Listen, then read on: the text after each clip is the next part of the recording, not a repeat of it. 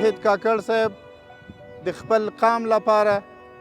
د لر او بر افغانستان لپاره یا د لر او بر افغان لپاره د ازادۍ، استقلال او لوړوالي یو ښه سمبول و، یو ښه حرکت و، یو ښه فکر و، یو ښه مکتب و او یو ښه فرهنګ و. په دې اواخرو کې که رښتیا هم وګورو، هم د افغانستان په وړاندې هم د لوی افغانستان د داعیې په وړاندې پاکستان هغه دریځ نیولی ده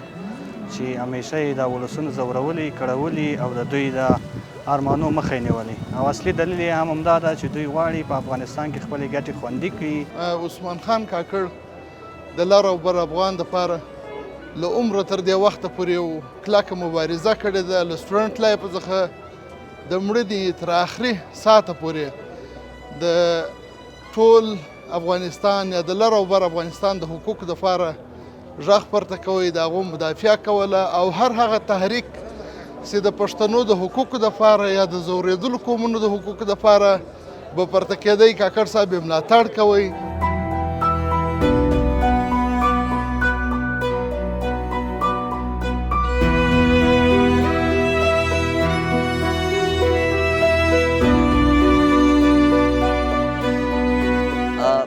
دا خو چې موږ د کوزي پښتونخوا خبره کوو، لر افغان یو خبره کوو، دا خو بیخي نشي منلی. نو د دې نه د دوی هدف او ټارګټ دا دی چې دوی باید افغانانو کې هغه د سر خلک هغه که لرو افغانانو که په پی ټي ایم کې دي، که په دغه عوامي نشنل ګوند کې دي، که دلته زموږ په افغانانو کې دي. پاکستان له هغو خلکو ویره لري، څوک چې شعور ولري، څوک چې قام ولري، څوک چې راویښ دغو خلکو له منځه وړل دوی لپاره همدا اساس او هغه اساسي نکتې دي باید پر دې کار وکړي، ځکه چې دلته چې هغه د سر خلک له منځه ولاړ سي، پر نور خلکو چې د دوی زړه یې راجي، هغه رقم حکومت، هغه رقم نظام، هغه رقم ډلې او ډبلې ورباندې تپلی سي، پر همدغه اساس باندې د سر خلک هم له منځه وړي. ظالم ریاست د لومړۍ ورځ نه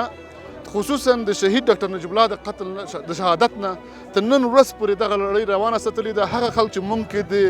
خبرو خلک وي، د منطق خلک وي او دته په نړیوال سټیج دغه ځواب ورکوی شي چې ته ظالم یې، ته جابر یې، ته زما حق خورې، هغه خلک دوی په مختلفو توګو باندې شهیدانوي.